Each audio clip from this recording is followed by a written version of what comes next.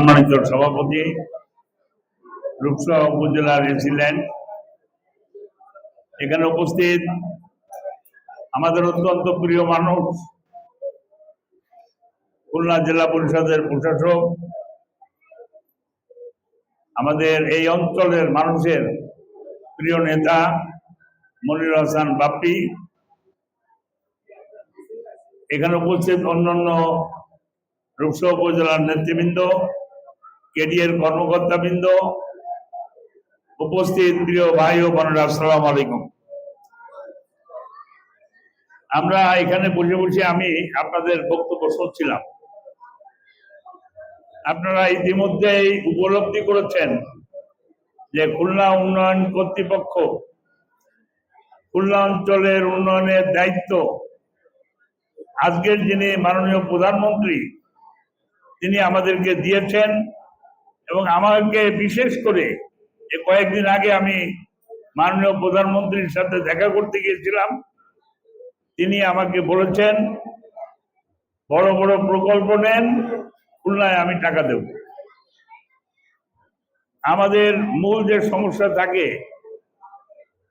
আপনারা ইতিমধ্যে শুনেছেন, আমাদের কর্মকর্তারা বলেছেন যে আমাদের এরিয়া হলো মোংলা পোর্ট থেকে নোয়াপাড়া পর্যন্ত।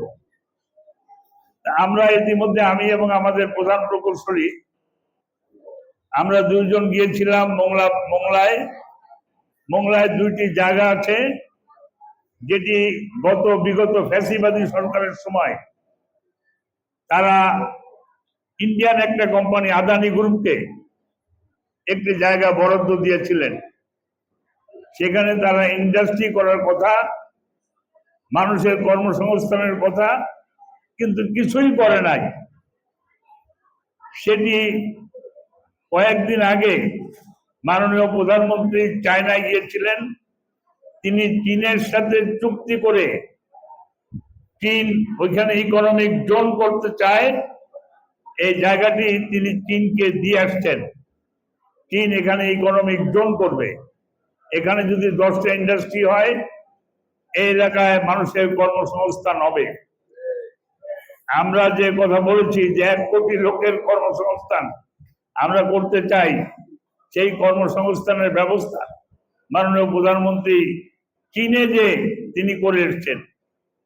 এরপরে আরেকটি জায়গা আছে যেটি শিকদার গ্রুপকে দেওয়া হয়েছিল, তারা কোনো কাজ করেন নাই।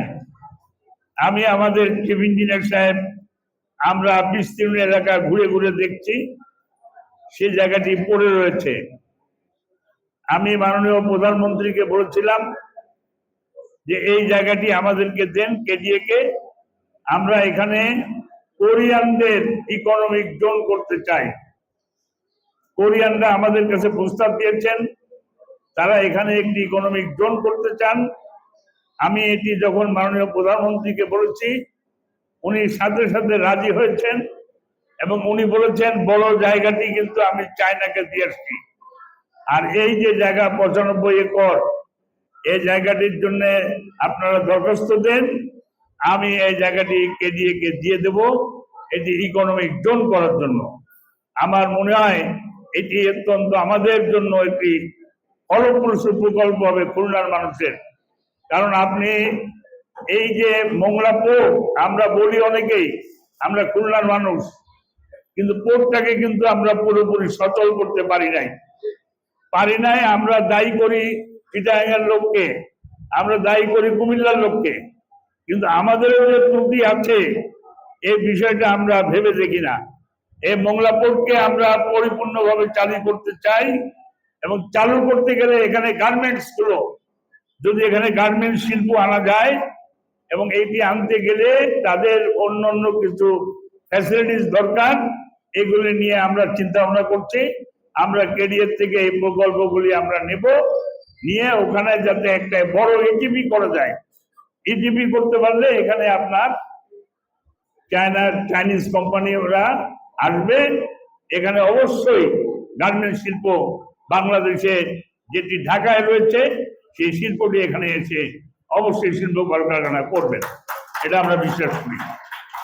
যাই হোক, আমি আমাদের পরিকল্পনা করলাম, আমাদের পরিকল্পনায় আছে আমরা যেটি হলো আপনার ফুলবাড়ি গেট। আপনারা অনেকেই জানেন যে ফুলবাড়ি গেটে অনেক লোক মারা গিয়েছে রেল ক্রসিং এর জন্য। আমরা এখন ওভারপাস করতে চাই, অর্থাৎ ওই পাশ থেকে গাড়ি ঘোড়া আসবে, এপারে নামবে, এপার থেকে গাড়ি ঘোড়া আসবে ওপারে নামবে। রেল লাইনটাকে পুরো আমরা সিল করে দিতে চাই, কারণ এখানে আমাদের অনেকেই মারা গিয়েছেন। আমাদের অত্যন্ত স্নেহধন্য রাশেদ, সে এখানে মারা গিয়েছে। ফলে আমরা এই জায়গায় একটু নতুন প্রকল্প নিতে চাই, এটি হচ্ছে আমাদের চিন্তা ভাবনা আছে। আমরা যেটি মনিরুল হাসান বাপ্পি সাহেব বলেছেন, আমরা রূপসা ব্রিজ পার হয়ে আমরা এখানে আমাদের আবাসন প্রকল্পের প্রোগ্রাম আছে, এবং এখানে মনিরুল হাসান বাপ্পি বলেছেন এখানে একটি সুন্দর একটি আইটি পার্ক করার জন্য আমি ইনশাল্লাহ আপনাদের কথা দিয়ে যাচ্ছি, আমরা একটি পরিকল্পনা নিয়ে আমরা মাননীয় মন্ত্রী মহোদয়ের কাছে, আপনারা জানেন যে কেডিএ আমরা যাই করি আমাদের মন্ত্রী মহোদয়ের কাছ থেকে অনুমোদন নিতে হয়, মন্ত্রণালয় থেকে অনুমোদন নিতে হয়। আমরা ইনশাল্লাহ আমরা মন্ত্রণালয় থেকে অনুমোদন নিয়ে আমরা এই প্রকল্পটি বাস্তবায়ন করব। আমাদের একটি প্রকল্প আছে যেটি হলো ঝাবুসার মধ্যে দিয়ে ভান্ডারকোট হয়ে মোংলাবোর পর্যন্ত একটি 4 লেনের রাস্তা, যেটি আমাদের কাছে আছে। আরেকটি রাস্তা আপনারা জানেন না, সেটি জানানোর জন্য বলছি। আরেকটি রাস্তা আমাদের আছে প্রকল্পের মধ্যে, সেটি হলো শিরোমণি পার হয়ে তেরোখাতা হয়ে খুদির বটতলায় এসে এই রাস্তাটি 4 লেনের রাস্তা উঠেছে। এই রাস্তাটি যদি হয় তাহলে এই অঞ্চলের আর্থসামাজিক উন্নয়ন ব্যাপকভাবে হবে বলে আমরা বিশ্বাস করি। এবং আমরা এই রাস্তার পাশে আমাদের বিভিন্ন জায়গায় আমরা কমার্শিয়াল বরাদ্দ দিয়ে আমরা কমার্শিয়াল প্লটগুলি আমরা কাজে লাগাতে পারবো বলে আমি মনে করি। যাই হোক, এইগুলি আমাদের পরিকল্পনার মধ্যে আছে। যদি সম্ভব হয় আমরা চেষ্টা করছি যাতে আপনারা জানেন যে কুয়েটের খুলনা ইঞ্জিনিয়ারিং ইউনিভার্সিটি, এই কুয়েটের পাশে ইটিসি সহ অনেক শিক্ষা প্রতিষ্ঠান গড়ে উঠেছে, কিন্তু তাদের কোনো আবাসন নাই। আমরা তাদের আবাসনের জন্য ওখানে একটি আবাসন প্রকল্প নিতে চাই। আমরা খুলনার একসময় খুলনার মানুষের কাছে ছিল, যেটা অনেক দূরে হয়ে গিয়েছে, এই সোনাডাঙ্গা বাস টার্মিনাল, কিন্তু এখন মানুষ বলছে এই বাস টার্মিনালটাকে শহরের বাইরে নেওয়া উচিত। আমরা এই বাস টার্মিনালটাকে শহরের বাইরে, অর্থাৎ যেখানে নতুন জেলখানা হয়েছে সেই জেলখানার পিছনে আমরা এই বাস টার্মিনালকে নিতে চাই, এবং এর জন্য আমরা প্রকল্প রেডি করছি। ইনশাল্লাহ আমরা খুব দ্রুততম সময়ের মধ্যে এই বাস টার্মিনালকে খুলনা শহরের বাইরে নিয়ে যাব। এবং বর্তমানে যে বাস টার্মিনালের জায়গাটা আপনারা জানেন যে এটা কেডিএর জায়গা, এই বাস টার্মিনালের জায়গাটাকে আমরা একটি আইটি হ্যাব হিসেবে আমরা ব্যবহার করব, এটাই আমাদের চিন্তা ভাবনা আছে। আমি ইতিমধ্যে সরকারের উপরের লেভেলে সব জায়গায় কথা বলেছি। দেখেন, আমরা এখানে আপনাদেরকে ডেকে আপনাদের কাছ থেকে জিজ্ঞাসা করছি, আমরা আমি কিছুদিন আগে আমাদের চিফ ইঞ্জিনিয়ার সাহেব ছিলেন, আমরা একটা মিটিং এ গিয়েছিলাম প্ল্যানিং কমিশনে। তো প্ল্যানিং কমিশনে 3 জন মন্ত্রী ছিলেন। আমাদের মন্ত্রী